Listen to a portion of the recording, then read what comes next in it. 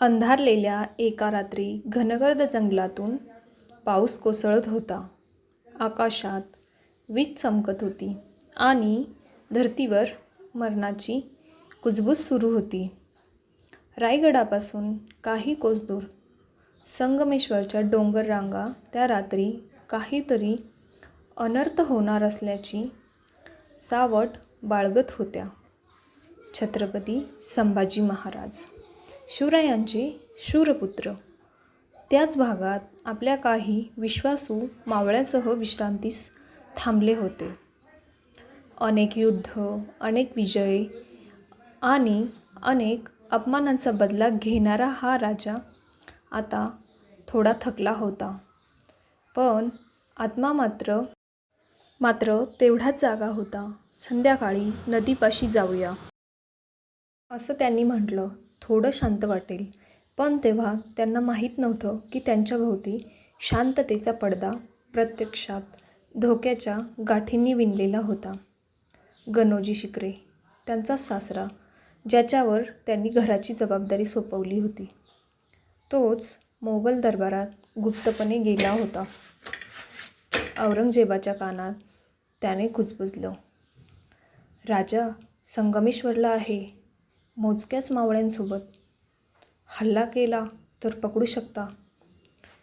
हे ऐकताच औरंगजेबाने लगेच फौज पाठवली.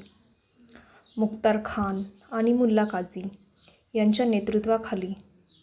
आणि मग साऱ्यांच्या नकळत मराठा स्वराज्याचा तेजस्वी सूर्य अंधारात हरवू लागला. संगमेश्वरच या जंगलात संभाजी महाराजांवर अचानक हल्ला झाला. तलवारी चालल्या.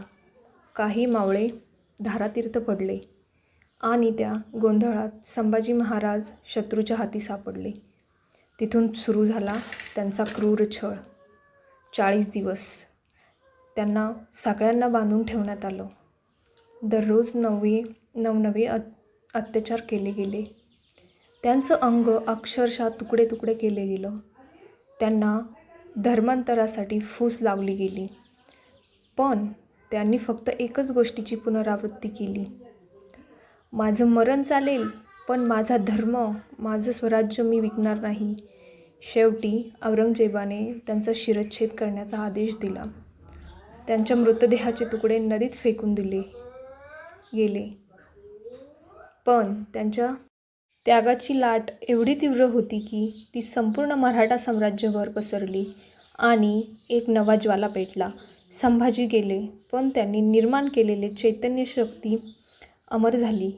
ही होती एका धर्मवीराची, एका स्वाभिमानी राजाची आणि एका विश्वासघाताच्या कडवट सत्याची कथा. छत्रपती संभाजी महाराज, ज्यांनी मृत्यूवरही विजय मिळवला.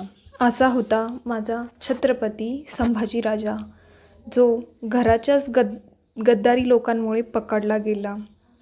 फ्रेंड्स, तुम्हाला ही कथा कशी वाटली मला कमेंटमध्ये नक्की कळवा आणि माझं चॅनलसुद्धा सबस्क्राईब